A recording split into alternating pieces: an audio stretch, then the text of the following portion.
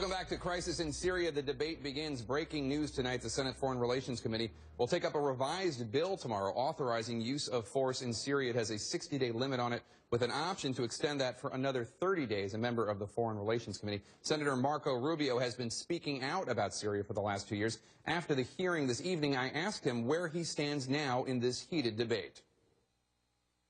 In your view, inaction is not an option. In a statement last week, you said, quote, "My advice is to either lay out a comprehensive plan using all of the tools at our disposal that stands a reasonable chance of allowing the moderate opposition to remove Assad and replace him with a stable secular government, or at this point simply focus our resources on helping our allies in the region protect themselves from the threat they and we will increasingly face from an unstable Syria." So exactly, if you were president right now, what would you advocate?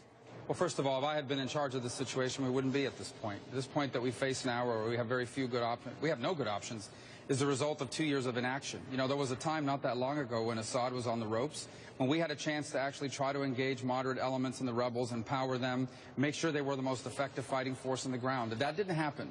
And the result is that the country of Syria became flooded with foreign fighters and radicals associated with al-Qaeda. And now you have this mess on your hands where on the one hand Assad is using gas against his own people, and on the other hand you have large portions of the Syrian country under the control of Islamists linked to al-Qaeda. I get that, so but what would you do? Yeah, I understand so that. You're assuming that I would have inherited this problem, and here's my answer to you on that. The answer is the ideal scenario. The ideal outcome in Syria is one in which Assad falls and is replaced by a stable, moderate government. But I will confess to you now that that may no longer be possible. One of the things we need to work through, we have a hearing tomorrow where some classified information will be shared with us, and we'll know more after that.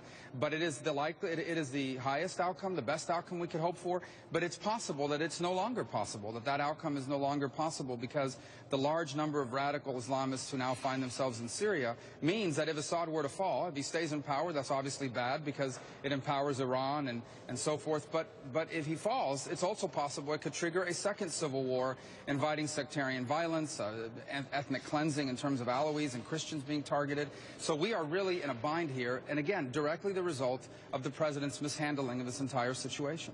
But just to play out what you're saying one of the options could be Assad falls and then there's chaos in the streets, and you're saying that would actually be worse than Assad staying in power? Well, I think they're both bad outcomes. That's my point from the very beginning. Because in foreign policy, it's not just about making the right decision. It's about making the right decision at the right time. There were options available to us 2 years ago, potentially 1 year ago, even 9 months ago, that are no longer on the table potentially now. So again, look, you know, the Secretary Kerry has stated that he believes that the rebel elements on the ground are actually, the moderates are actually doing better. He's going to try to make that case tomorrow in a closed hearing, so we'll hear him out. But I have serious reservations about whether that is true. My point to you is we are now in a situation where no ideal outcome is possible. To use a football analogy, if you're down 9 points with 5 seconds to go in the game, there's not anything you can do to win the game because there's no such thing as a 9-point play in football. It's the same thing with regards to this. We may have reached the point now because of the total mismanagement of this administration where there is no possibility of a good outcome. Senators Ted Cruz and Rand Paul decidedly do not want a strike. U.S. military force is justified only to protect the vital national security interest of the United States.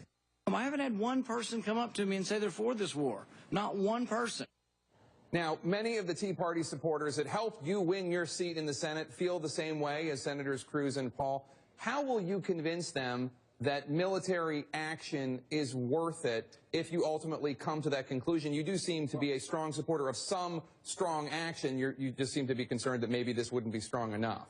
Well, I'm concerned that no matter what we do at this point, we're not going to get the outcome that's in our national security interests. I think that military intervention is one of the tools in the toolbox of our foreign policy.